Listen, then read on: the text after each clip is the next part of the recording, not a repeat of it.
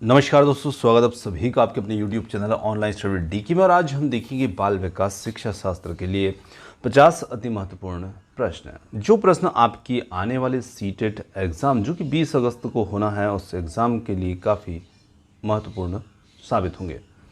तो आइए और बिना देर किए स्टार्ट करते हैं और देखते हैं आज के हमारे बाल विकास से संबंधित 50 अति महत्वपूर्ण प्रश्न हैं।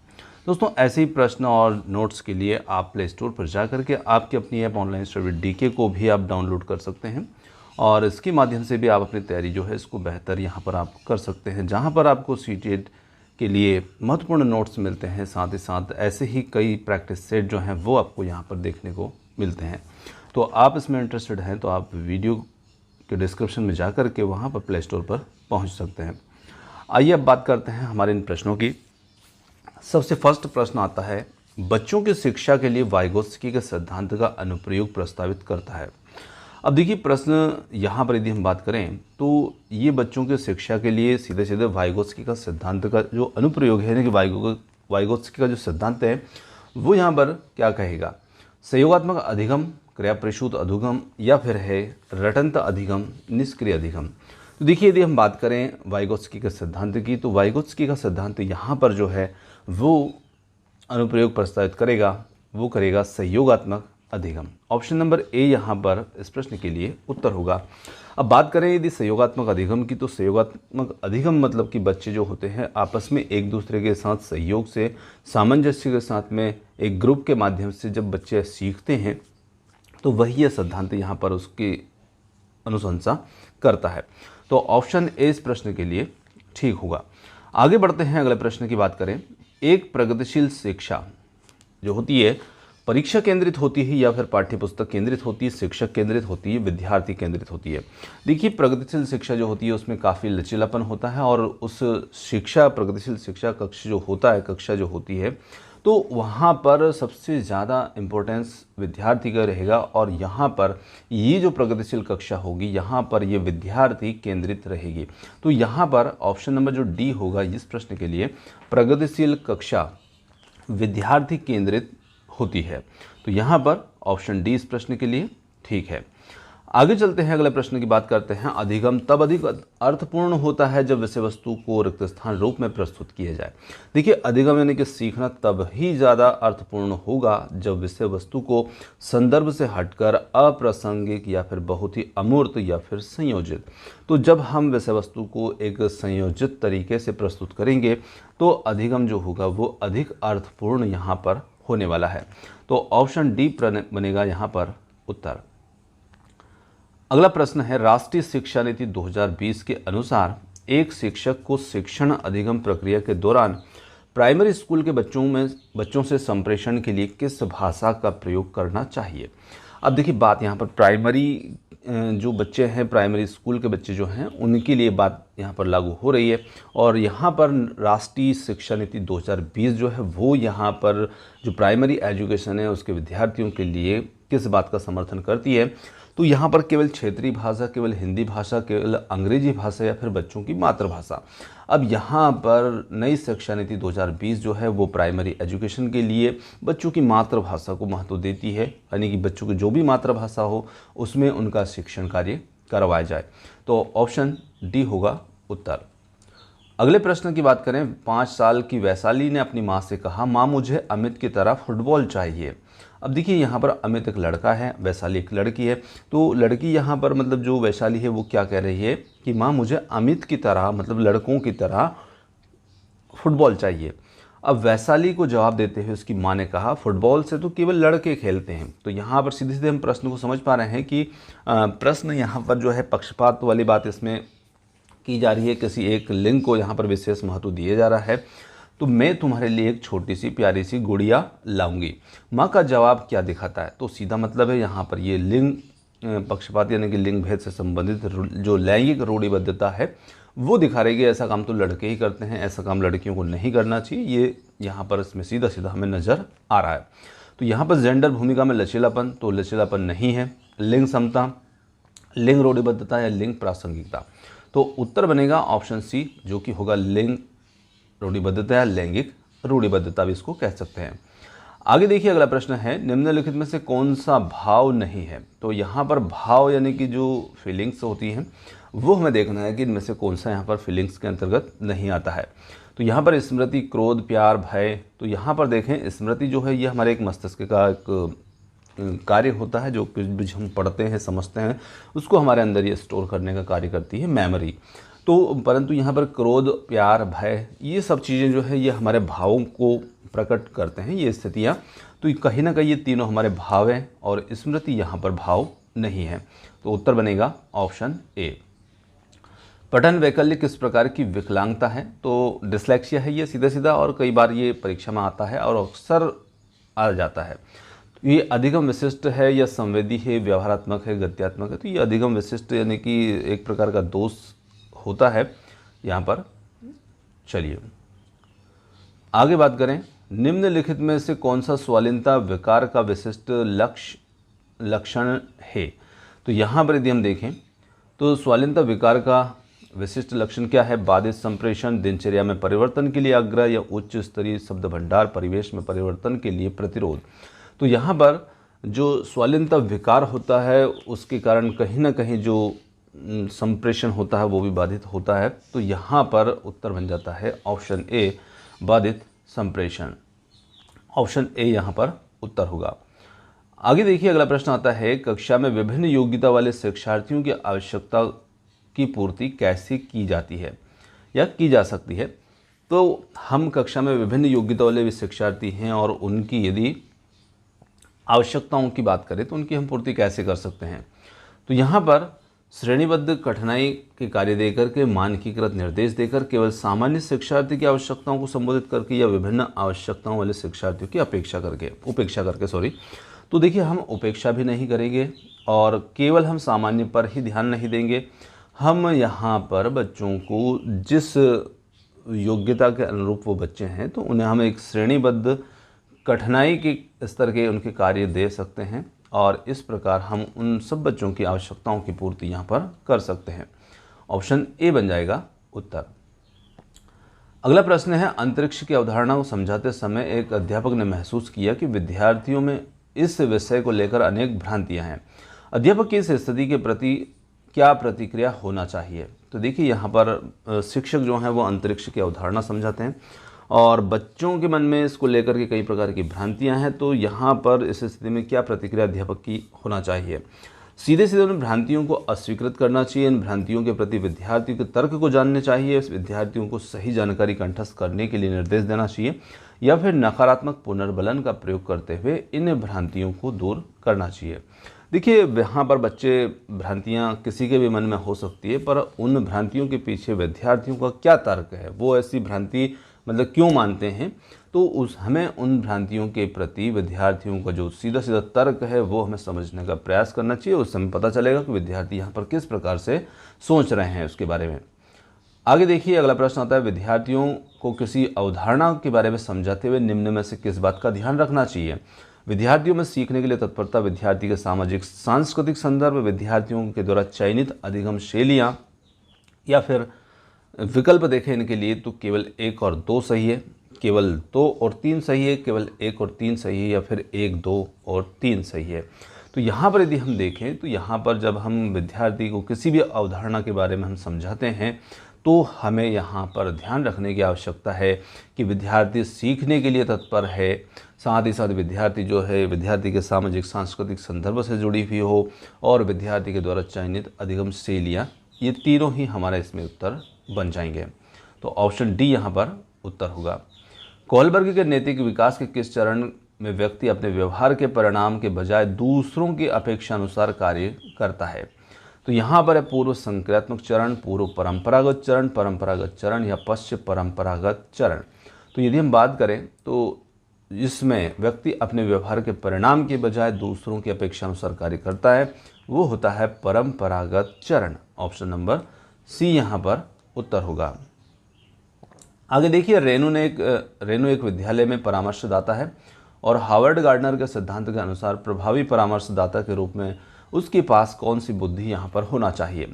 तो यहाँ पर भाषाई, स्थानिक या पारस्परिक या अंतःव्यक्तित्व। तो देखिए जब वो एक परामर्शदाता है, और परामर्शदाता जो होता है वो क्या करता है, आपस में अपने विचारों को, अपनी बातों को एक दूसरे से साझा करता है, दूसरों के सुनता है। तो कहीं ना कहीं हमारे पास में वहाँ पर जो बुद्धि की आवश्यकता होगी वो पारस्परिक यानी कि अंतर्व्यक्तित्व बुद्धि की आवश्यकता इसमें रहेगी। तो ऑप्शन सी बनेगा यहाँ पर उत्तर। अगला प्रश्न आता है, रमेश विज्ञान विषयों को पढ़ाते समय अन्वेषण, प्रयोग, विभिन्न व्यावहारिक गतिविधियों के माध्यम से बच्चों को एक नया ज्ञान व समझ बनाने के अवसर प्रदान करता है। वह रिक्त स्थान को बढ़ावा देना चाहता है। तो यहाँ पर देखिए रमेश जो है वो विज्ञान पढ़ा रहे हैं और साथ ही साथ बच्चों में अन्वेषण, प्रयोग और विभिन्न प्रकार की व्यावहारिक गतिविधियों के माध्यम से यहाँ पर बच्चों को बढ़ावा दे रहे हैं या अवसर प्रदान कर रहे हैं। तो यहाँ पर वो बच्चों में वैज्ञानिक तर्क, तार्किक चिंतन, कंठस्थीकरण, अनुकरण किसको बढ़ावा दे रहे हैं। तो देखिए यहाँ पर जब बच्चे को विज्ञान में हम प्रयोग है, अन्वेषण है, ये चीज़ें जब सिखाते हैं तो कहीं ना कहीं हम वैज्ञानिक तर्क और तार्किक चिंतन को बढ़ावा देते हैं। तो यहाँ पर केवल एक जो होगा जिसमें 1 और 2 है वही हमारा उत्तर होगा, ऑप्शन नंबर ए।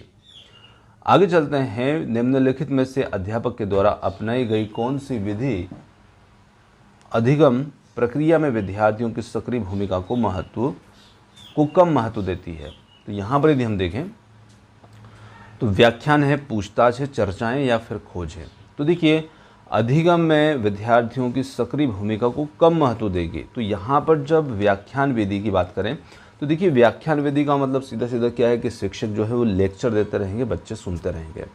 तो यहाँ पर बच्चों का उतना महत्व नहीं रह जाता है, यहाँ पर शिक्षक प्रधान हो जाता है और शिक्षक की भूमिका यहाँ पर केंद्रित हो जाती है, शिक्षक केंद्रित अधिगम हो जाता है ये। तो ये अधिगम जो होता है जब कक्षाएं बड़ी होती है और बड़े बच्चे होते हैं तब वो लेक्चर को आसानी से सुन सकते हैं और अपने लिए जो भी उनको ठीक लगता है उसको वो समझ सकते हैं, है ना, और वो वहाँ पर प्रश्न भी कर सकते हैं।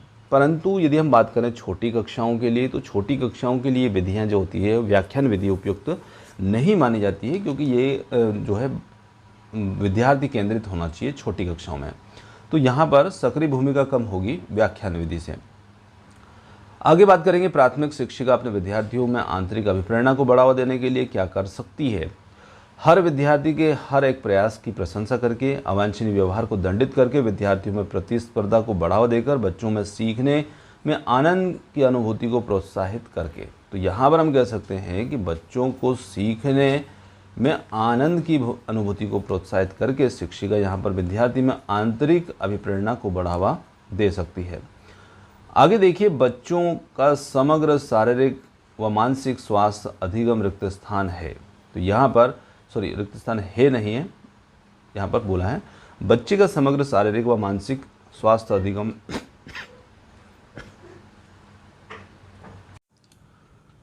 बच्चे का समग्र शारीरिक व मानसिक स्वास्थ्य अधिगम को प्रभावित नहीं करता है, अधिगम में बाधा डालता है, से संबंधित नहीं है या फिर को सुसाधित करता है। तो देखिए बच्चे का जो समग्र शारीरिक मानसिक स्वास्थ्य होगा कहीं ना कहीं वो अधिगम को सुसाधित करेगा, है ना। जब स्वास्थ्य अच्छा होगा मानसिक स्वास्थ्य अधिगम को सुसाधित करेगा। तो यहाँ पर ऑप्शन डी हमारा उत्तर होगा। रूही का मानना है कि उसने ठीक से पढ़ाई नहीं की थी, जिसके कारण उसकी विज्ञान की परीक्षा में अच्छे नंबर नहीं आए, जबकि वह विज्ञान में बहुत अच्छा प्रदर्शन कर सकती है। रूही अपने प्रदर्शन का आरोपण किस कारक को कर रही है। अब देखिए वो यहाँ पर मतलब दूसरों को दोष नहीं डाल रही है, पर्यावरणीय कारक को, योग्यता की कमी को, कोशिश की कमी को या कठिन भाग्य को। तो कहीं ना कहीं रूही की यहाँ पर जो कोशिश है, उसका जो प्रयास है, उसकी जो मेहनत है उसमें कमी है और वो रूही अपने प्रदर्शन का आरोपण जो है वो खुद की कमी या खुद की प्रयास की कमी को मान रही है। बचपन से वयस्कता के परिवर्तन काल का कौन सा समय होता है। तो यहाँ पर देखिए बचपन से वयस्कता के परिवर्तन काल का जो समय होता है वो कौन सा होगा। तो यहाँ पर हम देखें बचपन जो होता है, बाल्यावस्था जो होती है वो एक अवस्था होती है, उसके बाद हम देखते हैं किशोर अवस्था आती है, किशोर अवस्था के बाद में आती है वयस्क अवस्था। तो यहाँ पर बचपन से वयस्कता का परिवर्तन जब होता है तो वहाँ पर जो काल हमें बीच में देखने को मिलता है वो होता है किशोर अवस्था, ऑप्शन डी। आगे देखिए, निम्न में से किसके लिए स्थूलगामक कौशल के उपयोग की आवश्यकता होगी। ब्रश से पेपर पर पेंटिंग करना, पेपर के टुकड़े काटना और चिपकाना, सुई में धागा डालना, चलना या दौड़ना। तो यहाँ पर यदि हम देखें जिसके लिए स्थूल गामक कौशल के उपयोग की आवश्यकता होगी वो होगा चलना और दौड़ना। अब देखिए चलना और दौड़ना जब होता है तो हम चलते हैं दौड़ते हैं तो कहीं ना कहीं हमारे शरीर की जो बड़ी मांसपेशियां होती है वो गति करती है, उनमें क्रियाशीलता आती है, वो गतिशील हो जाती है। और जब हमारे शरीर की बड़ी पेशियां गतिशील होती है तब हम उसे स्थूल गामक कौशल कहते हैं। जब हमारी छोटी मांसपेशियां सिर्फ एक किसी विशेष अंग की ही मांसपेशियां सक्रिय रहती है, वही गति करती है, तब हम उसे जो है सूक्ष्म गामक कौशल कहते हैं। जैसे मान लीजिए आप लिखते हैं तो लिखने में आपकी पूरी बॉडी जो है ना वो मूवमेंट नहीं करेगी, उसकी मांसपेशियां क्रियाशील नहीं भी रहेंगी तो कोई दिक्कत नहीं, आपकी सिर्फ हाथ की उंगलियों की मांसपेशियां क्रियाशील होती है तो वो हमारे लिए एक सूक्ष्म गामक कौशल होता है। और चलना दौड़ना है तो ये हमारे लिए स्थूल गामक कौशल रहेगा। समाजीकरण की प्रथम पाठशाला या संस्था की बात करें तो यहाँ पर समाजीकरण की जो प्रथम संस्था होती है सभी जानते हैं, परिवार जो होता है। और प्रश्न काफ़ी महत्वपूर्ण है, भले ही आप उत्तर जानते हैं पर महत्वपूर्ण प्रश्न है और अक्सर आएगा ही आएगा। आगे देखते हैं अगले प्रश्न की बात करें तो अगला प्रश्न है, यह मान्यता है कि भौतिक वस्तुएं जैसे गुड़ियाकार में सजीव गुण होते हैं, क्या कहलाता है। अब देखिए यहाँ पर मतलब कोई भी बच्चा जैसे समझता है कि उसकी गुड़िया है वो भी एक जीवित है, कार है वो भी सजीव है, इसमें सजीव गुण है, तो ये जो गुण होगा ये बच्चे का क्या कहलाएगा, जीववादी सोच है या पदानुक्रमित सोच है, केंद्रीकरण, वर्गीकरण। तो कहीं ना कहीं ये जीववादी सोच की विचारधारा बच्चे के अंदर होती है। ऑप्शन ए उत्तर होगा। संकेतों व अन्य तरीकों के द्वारा बच्चों को जरूरत पड़ने पर मदद करना किसका उदाहरण है। इसे हम पाड़, पुनर्बलन, अनुबंधन या फिर संज्ञानात्मक द्वंद्व। तो देखिए संकेतों और अन्य तरीकों के द्वारा जब बच्चे को मदद करते हैं, यानी कि बच्चा कहीं कुछ अधिगम करने में संघर्ष कर रहा है तो वहाँ पर हम उसे पाड़ या मचान जिसको कह सकते हैं, ये इसका उदाहरण होगा। अब देखिए पाड़ या मचान को थोड़ा सा यदि एक उदाहरण के माध्यम से समझें तो जैसे मान लीजिए कि हम घर बनाते हैं और घर जब हमारा जो दीवारें होती है वो तैयार हो जाती है, उसके बाद में हम उसके लिए छत जो है वो डलवाते हैं। और छत जब हम डलवाते हैं तो उसमें कहीं ना कहीं उसके लिए पहले हम एक ढांचा तैयार करते हैं टेके लगा करके, और वो जो होते हैं लकड़ी के पटिए वगैरह या ये चीज़ें लगा करके हम उस छत के सपोर्ट देने के लिए नीचे जो ढांचा तैयार करते हैं वो हमारा पाड़ होता है, उसे हम मचान भी कह सकते हैं। और जब हम उस पर छत डाल देते हैं, हमने उसे क्यों लगाया, क्योंकि हमारा जो छत है वो कहीं पर झुके नहीं, गिरे नहीं, इसलिए हमने नीचे से सपोर्ट लगाया। लकड़ी के जो लंबे लंबे बल्लियाँ होती है, टेके होते हैं, उनको कहा जाता है ऐसे क्षेत्रीय भाषा में, तो वो हम वहाँ पर लगा देते हैं। जब छत हमारा कंप्लीट हो जाता है तब हम उन्हें वापस निकाल लेते हैं। तो वहाँ पर हमने क्या किया, वो जो छत था वो कमज़ोर ना रह जाए, वो झुक ना जाए, इसके लिए हमने नीचे सपोर्ट लगाया और सपोर्ट लगा करके उसे वापस हमने हटा लिया। तो ऐसे हमें बच्चे को थोड़ा सा सपोर्ट करना होता है। बच्चा जहाँ पर कुछ सीखने में कमी महसूस कर रहा है, कुछ संघर्ष कर रहा है, तो हम उससे थोड़े से हिंट देंगे, थोड़ा सा उसे सपोर्ट देंगे और बाद में हम अपना सपोर्ट वापस ले लेंगे, हटा लेंगे, तो बच्चा जो है वो स्वतंत्र रूप से फिर उस कार्य को कर पाएगा। चलिए, तो यहाँ पर विकल्प ए जो होगा वो हमारा यहाँ पर उत्तर बन जाता है इस प्रश्न के लिए। आगे चलते हैं अगले प्रश्न में। तो अगला प्रश्न आता है, बच्चों का नामीकरण व वर्गों में बांटना क्या कहलाता है। तो बच्चों का नामीकरण व उन्हें वर्गों में बांटना अर्थपूर्ण सीखने को बढ़ावा देगा व सुसाधित करेगा। दूसरा आता है, बच्चों के समूह में हीनता व सीखने की लाचारी को जन्म देगा। सभी बच्चों के अधिगम की ज़रूरतों को पूरा करने के लिए एक सकारात्मक रणनीति है। या फिर डी है, बच्चों के आत्मसम्मान और प्रदर्शन पर कोई प्रभाव नहीं डालेगा। तो यहाँ पर जब बच्चों का हम नामीकरण या उन्हें वर्गों में बांटेंगे तो कहीं ना कहीं बच्चे जो हैं, बच्चों के समूह में हीनता और सीखने की लाचारी को ये जन्म देगा। तो ऑप्शन बी बन जाएगा उत्तर। अगला प्रश्न आता है, सतत व समग्र मूल्यांकन के क्या मायने हैं। तो सतत और समग्र मूल्यांकन के यदि हम मायनों की बात करें तो इसके क्या मायने हैं। तो यहाँ पर हम कह सकते हैं विद्यार्थी की एक दूसरे से तुलना कर सकते हैं। तुलना करना बच्चे की व्यापक विकास से जुड़ी हुई सभी स्कूली गतिविधियों के आकलन के सभी पहलुओं को शामिल करना, या फिर केवल शैक्षिक गतिविधियों के आधार पर बच्चों का प्रदर्शन का मूल्यांकन करना, या साल के अंत में बच्चों का मूल्यांकन करना, उन्हें अगली कक्षा में पदोन्नति का निर्णय लेने के लिए मूल्यांकन करना। तो देखिए, सतत और जो समग्र मूल्यांकन होता है वो बच्चे की व्यापक विकास से जुड़ी हुई सभी स्कूली गतिविधि के आकलन के सभी पहलुओं को शामिल करता है। तो ऑप्शन बी बनेगा उत्तर। अगला प्रश्न आता है, एक प्रभावी शिक्षक कक्षा में शिक्षण अधिगम की प्रक्रिया में अक्सर जांच करने वाले प्रश्नों का प्रयोग करते हैं। इससे शिक्षक के किस प्रकार का मूल्यांकन करने में मदद मिलेगी। तो देखिए, जब शिक्षक यहाँ पर एक शिक्षण अधिगम प्रक्रिया है और उसमें बच्चों के लिए जांच के लिए प्रश्न का प्रयोग करते हैं, तो यहाँ पर शिक्षक को मूल्यांकन में मदद मिलती है योगात्मक, रचनात्मक, मानकीकृत या मानक संदर्भित मूल्यांकन। तो यहाँ पर रचनात्मक मूल्यांकन में मदद मिलेगी। आगे देखिए, समावेशी कक्षा में शिक्षिका की क्या भूमिका होती है। तो समावेशी कक्षा में बात करें शिक्षिका की भूमिका की, तो यहाँ पर बच्चों की विविध ज़रूरतों का पता लगाने व उनका ख्याल रखना। दूसरा है केवल खास विद्यार्थियों पर ध्यान देना।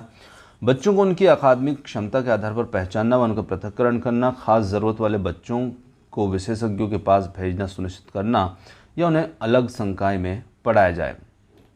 तो यहाँ पर बच्चे की विविध ज़रूरतों का पता लगाना व उनका ख्याल रखना। ऑप्शन नंबर जो ए होगा वो हमारा यहाँ पर उत्तर होगा। आगे देखते हैं, अगला प्रश्न आता है, विविध समूह के विद्यार्थी के शिक्षण के दौरान एक शिक्षिका को क्या ध्यान में रखना चाहिए। अब यदि हम बात करें कि जब शिक्षिका के पास में विविध प्रकार के समूह हैं और यहाँ पर शिक्षिका को क्या ध्यान रखना चाहिए, हर विद्यार्थी को स्वीकारना व सम्मान देना, सांस्कृतिक विभिन्नताओं को अनदेखा करना, सुसंगत संप्रेषण बनाए रखना, अप्रत्यक्ष निर्देश देना, विद्यार्थी को स्वायत्त व लचीलापन देना। तो यदि हम देखें तो सीधे सीधे उत्तर को टिक करते हैं। तो यहाँ पर हर विद्यार्थी को स्वीकार करना, सम्मान देना, साथ ही साथ सुसंगत संप्रेषण बनाना, और यहाँ पर विद्यार्थियों को स्वायत्तता व लचीलापन देना। ऑप्शन नंबर सी जो होगा ये हमारा यहाँ पर बनेगा इस प्रश्न के लिए उत्तर। अगला प्रश्न आता है, एक विद्यार्थी जिसे दृष्टिबाधिता है को विशिष्ट जरूरतों के लिए एक शिक्षक को विविध तरह के दृश्यिक प्रस्तुतिकरण करने पर ध्यान देना चाहिए। तो देखिए, जब बच्चा दृष्टिबाधित है तो यहाँ पर दृश्यिक प्रस्तुतिकरण का कोई मतलब नहीं रह जाता। कई प्रकार की स्पर्शनीय और हस्तकौशल सामग्री का उपयोग करना, बहुत सी मूक फिल्में दिखानी चाहिए, बहुत सी संरचित वर्कशीट जिसमें चित्र होना चाहिए। तो यहाँ पर हम कह सकते हैं कि कई प्रकार की स्पर्शनीय और हस्तकौशल सामग्री का उपयोग शिक्षक को करना चाहिए, क्योंकि बच्चा यहाँ पर दृष्टि बाधित है तो उसे स्पर्श करके समझने में ज़्यादा आसानी होगी। आगे बढ़ते हैं, अगले प्रश्न की बात करते हैं, सामाजिक अंतरक्रिया और मौखिक संप्रेषण में चुनौती किसका विशिष्ट अभिलक्षण है। स्वालीनता, अवधान्यूनता, अतिकृष्टता विकार, पठन वैकल्य, गुणज वैकल्य। तो यहाँ पर ऑप्शन होगा सामाजिक अंतरक्रिया और मौखिक संप्रेषण में चुनौती, ये अभिलक्षण होगा स्वालीनता का। आगे बढ़ते हैं, शिक्षक बच्चों को विभिन्न रंगों वाली चिकनी मिट्टी देकर कहती है कि उसके मन में जो आता है वह बनाए। इसके माध्यम से वह बच्चों में को बढ़ावा देना चाहती है। मतलब यहाँ पर एक रिक्त स्थान मान सकते हैं। सृजनात्मकता रटना, असहयोग, अनुशासनहीनता। तो यहाँ पर बच्चों में सृजनात्मकता को शिक्षिका बढ़ावा देना चाहती है। ऑप्शन ए बनेगा उत्तर।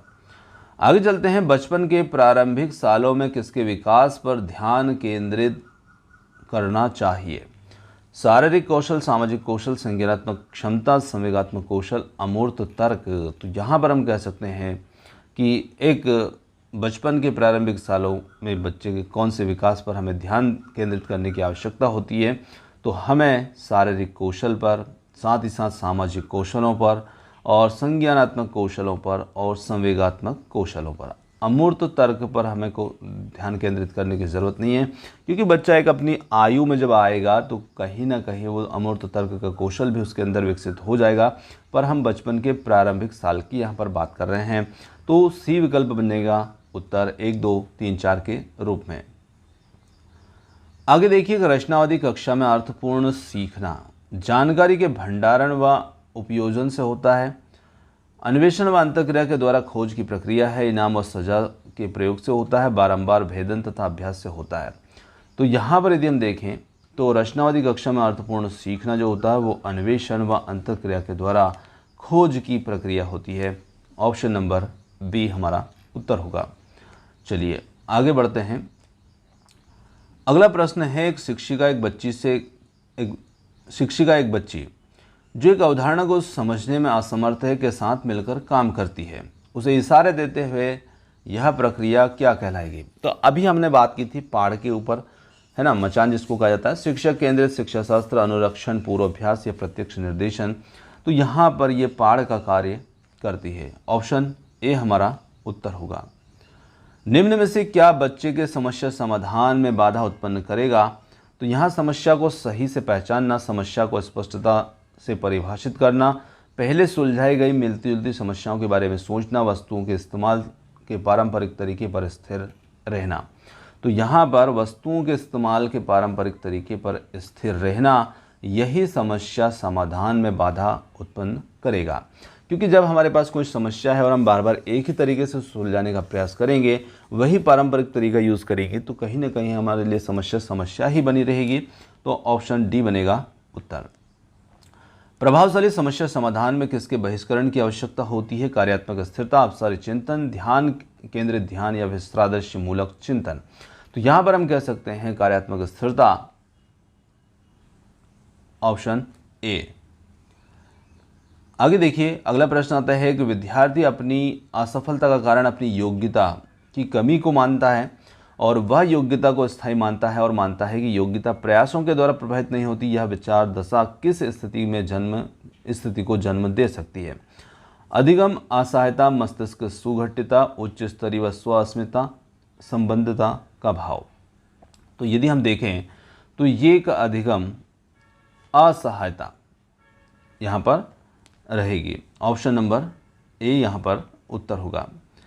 अवधारणाओं को इस तरह से प्रस्तुत करना चाहिए जो विद्यार्थियों में सफलता के प्रति चिंता पैदा करे या उनके पूर्व ज्ञान और स्कीमा को क्रियाशील करे, उन्हें अप्रासंगिक सूचनाओं के माध्यम से विकर्षित करे, या फिर हम कहें केवल उच्चतर अधिगम योग्यता वाले विद्यार्थी की मदद करे। तो देखिए यहाँ पर अवधारणाओं को हमें इस तरह प्रस्तुत करना चाहिए जो उनके पूर्व ज्ञान और स्कीमा को क्रियाशील करे। ऑप्शन बी होगा उत्तर। आगे बढ़ते हैं। घोषणात्मक ज्ञान किसी घटना के घटित होने की प्रक्रिया की व्याख्या करता है, युक्तियों के प्रयोग के बारे में समझ की व्याख्या करता है, मुख्यतः ज्ञान कि क्या और कौन पहलुओं के बारे में जानना है, या की समस्या समाधान प्रक्रिया में कोई भूमिका नहीं होती है। तो घोषणात्मक ज्ञान जो होता है मुख्यतः ज्ञान के क्या और कौन पहलुओं के बारे में जानना होता है। ऑप्शन नंबर सी यहाँ पर उत्तर होगा। निम्नलिखित में से कौन सा भाव नहीं है? स्मृति, क्रोध, प्यार, भय। तो प्रश्न हमारा यहाँ पर थोड़ा सा रिपीट हो गया।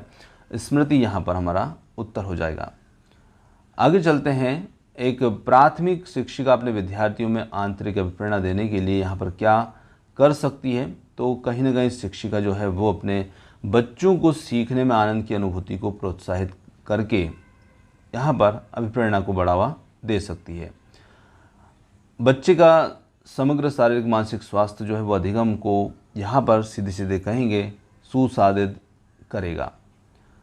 अगला प्रश्न, ये थोड़े से प्रश्न यहाँ पर जो कुछ क्वेश्चन है वो रिपीट हो गए हैं, तो इसलिए मैं यहाँ पर सीधे सीधे इनको टिक कर रहा हूँ, इनका विकल्प जो है उनको नहीं पढ़ रहा हूँ। तो रूही के बारे में हमने देखा था, कोई बात नहीं, आपका इन प्रश्नों का कुछ रिवीजन हो जाएगा। कोशिश की कमी, इसी के साथ में यहाँ पर अधिगम दर में व्यक्तिगत भिन्नताएं किसका परिणाम होती है। अब ये दो प्रश्न हमारे रिपीट हो गए थे, केवल आनुवंशिकता का, केवल पर्यावरण का, या फिर हम कहें आनुवंशिकता और पर्यावरण दोनों का।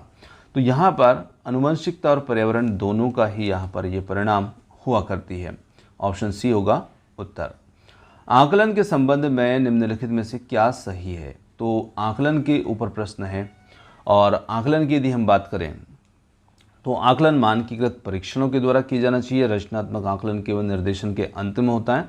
मानदंड संदर्भित परीक्षण मानकों के निष्पादन की तुलना का सामान्य स्तर मानकर या अधिगम के लिए आकलन विद्यार्थियों के द्वारा स्व आकलन को भी शामिल करता है।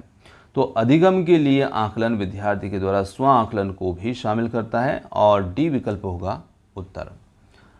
आगे बढ़ते हैं अगले प्रश्न की। विद्यार्थी में समालोचनात्मक चिंतन का आकलन करने के लिए अध्यापक को निम्नलिखित में से किसका चयन करना चाहिए। तो यहाँ पर यदि हम बात करें खुले अंत वाले प्रश्न, वे प्रश्न जिनमें अपसारी चिंतन शामिल हो, वे प्रश्न जिनका उत्तर हाँ या नहीं में हो, या फिर सी है एक शब्द के या एक जवाब वाले प्रश्न, वे प्रश्न जिनमें केवल घोषणात्मक ज्ञान का प्रत्यय स्मरण शामिल हो। तो यहाँ पर यदि हम देखें तो खुले अंत वाले वे प्रश्न जिनमें अपसारी चिंतन शामिल है। ऑप्शन ए हमारा उत्तर होगा। एक समावेशी शिक्षा में किसकी आवश्यकता होती है? मानकीकृत पाठ्यचर्या, रूढ़िबद्धताओं को बढ़ावा देना, अगम्य इमारती ढांचा, विविधताओं को स्वीकृति। तो यहाँ पर यदि हम देखें तो समावेशी शिक्षा जो है ना वो विविधताओं को स्वीकार करती है, सभी प्रकार के बच्चों का सम्मान करती है, सभी को एक महत्व देती है समावेशी शिक्षा। आगे देखिए, जीन पियाजे के संज्ञानात्मक विकास के सिद्धांत के अनुसार अधिकांश बच्चे किस अवस्था वस्तुओं को श्रेणियों में व्यवस्थित करने में सक्षम होते हैं। कहने का मतलब है कि बच्चे यहाँ पर वर्गीकरण जो है वो कर पाएँ। तो यहाँ पर जीन पियाजे की सिद्धांत के अनुसार अवस्थाओं को देखना है। संवेदीगामक है, पूर्व संक्रियात्मक है, मूर्त संक्रियात्मक अवस्था, औपचारिक संक्रियात्मक अवस्था। तो यहाँ पर मूर्त संक्रियात्मक अवस्था जो होगी वो हमारा उत्तर होगा। इस अवस्था में बच्चे वर्गीकृत कर सकते हैं। रिक्त स्थान का प्रयोग जीन पियाजे के द्वारा संज्ञानात्मक मानसिक अवधारणाओं के वर्णन के लिए किया गया था। पाड़ का वस्तु स्थायित्व एस्कीमा, ये एकीमा लिखा है, एस्कीमा जिसे हम कहते हैं, यह समयस्थ विकास का क्षेत्र है। तो जीन पियाजे के द्वारा अपने संज्ञानात्मक मानसिक जो सिद्धांत है उसमें स्कीमा शब्द का प्रयोग यहाँ पर उन्होंने वर्णन करने के लिए किया है। Option C. अगला प्रश्न आता है, रजनी अपने दोस्तों के कार्यों को तैसा मानसिकता के आधार पर जांचती है। लॉरेंस कोलबर्ग के सिद्धांत के अनुसार वर्तमान में रजनी संज्ञानात्मक नैतिक विकास के किस स्तर पर है? तो यहाँ पर बात करें रजनी की परंपरागत, पूर्व परंपरागत, उत्तर परंपरागत या औपचारिक परंपरागत। तो यहाँ पर उत्तर हो जाता है पूर्व परंपरागत। ऑप्शन नंबर बी हमारा उत्तर होगा। तो दोस्तों ये थे आज के हमारे बाल विकास से संबंधित 50 अति महत्वपूर्ण प्रश्न। और क्वेश्चन आपको कैसे लगे कमेंट्स करके ज़रूर बताइएगा। वीडियो पसंद आया तो वीडियो को लाइक, शेयर और चैनल को सब्सक्राइब करना मत भूलिएगा। तो वीडियो को यहीं पर समाप्त करते हैं और मिलते हैं जल्द ही एक और नए किसी वीडियो के साथ। Thanks for watching.